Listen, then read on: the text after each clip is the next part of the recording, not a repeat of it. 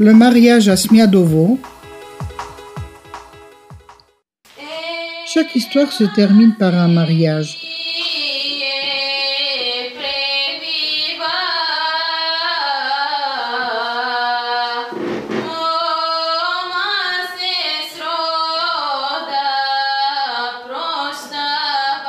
La préparation de ce rituel familial le plus important dans la vie commence après les fiançailles des futurs mariés.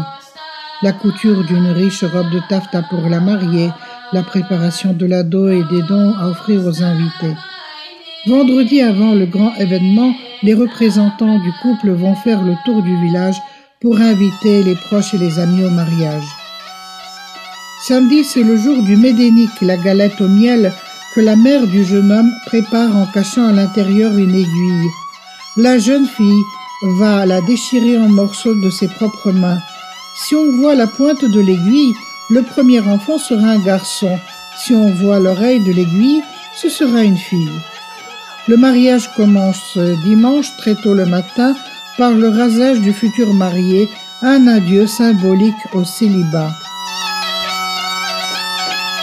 Les voisines vont chez lui pour aider sa famille en apportant des produits, de la farine, des prunes sèches, de la graisse de porc. Entre-temps, le barbier rase la dernière barbe du jeune célibataire. Il la remet à sa mère pour la garder au fond de la commode en souvenir. Pendant ce temps, la jeune fille et ses amis sont réunis chez elle. Elles chantent et attendent la marraine pour lui mettre son voile de mariée.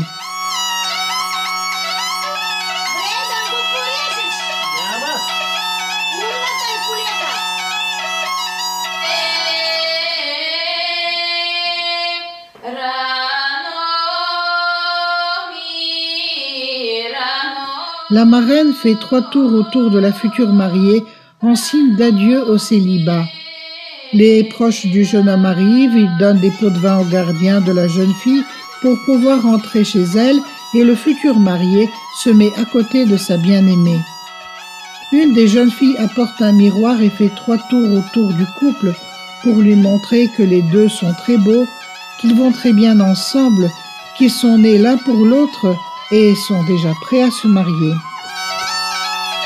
La mère de la future mariée doit s'assurer que sa fille peut compter sur son futur mari.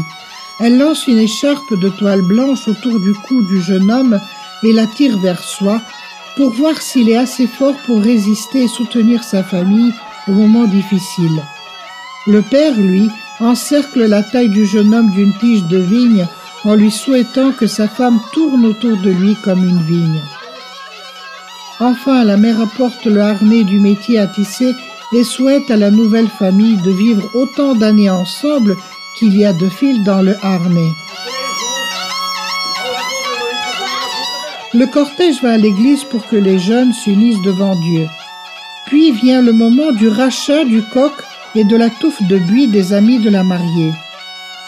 Le coq et la touffe de buis sont les 2 symboles mâle et femelle décorant la maison de la jeune fille le jour du mariage. La cornemuse joue la ratchenitsa et tout le monde danse. Au crépuscule du soir, tous les invités se dirigent vers la maison du marié. Son père et sa mère les attendent pour faire leur don à la jeune famille. Le père donne une hache pour que l'homme puisse couper le bois et encore des champs et du bétail pour que les jeunes aient de quoi se nourrir.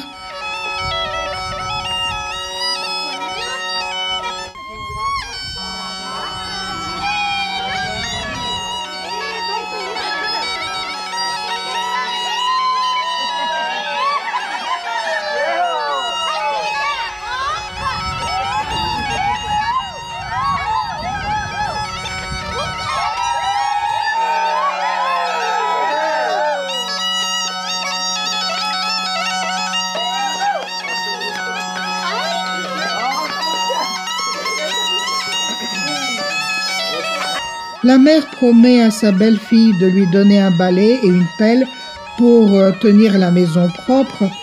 Elle enlève de son cou le collier de pièces d'or qu'elle avait reçu de sa belle-mère et le remet à sa belle-fille en lui rappelant qu'un jour, elle devra le donner à son tour à l'épouse de son fils.